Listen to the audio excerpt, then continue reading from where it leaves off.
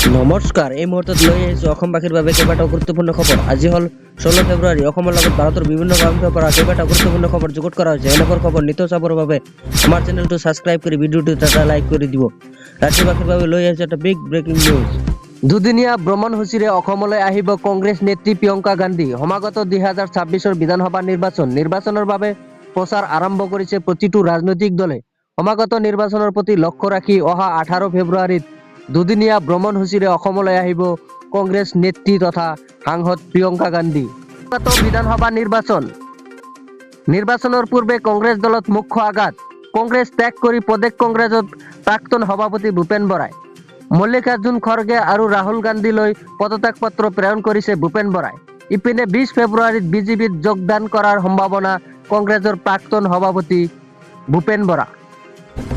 অসম বিধানসভা নিৰ্বাচন 2026 16 ফেব্ৰুৱাৰীৰ পৰা হ'ব ইভিএম আৰু চিচিটিভিৰ পৰীক্ষা।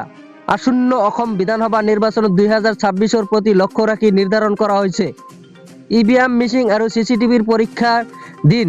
মুখ্য নিৰ্বাচনৰ বিষয়াৰ নিৰ্দেশ মৰ্মে এই পৰীক্ষাৰ প্ৰথম পৰ্যায় 16 ফেব্ৰুৱাৰীৰ পৰা আৰম্ভ কৰি 18 ফেব্ৰুৱাৰীলৈকে হ'ব। মাইনকাৰ্ছৰ ইটাভাটাৰ উচ্ছেদ অভিযান দুদিনীয়া পূৰ্বে বাউচকাটাত 5টাকৈ অবৈধ ইটাভাটা উচ্ছেদ চলিছিল। ইয়াৰ পাছত দেওবাৰে চিৰাখোৱা মহিগুমা এলেকাত পুনৰ চলাই থকা হৈছে অবৈধ ইটাভাটাৰ বিৰুদ্ধে উচ্ছেদ অভিযান।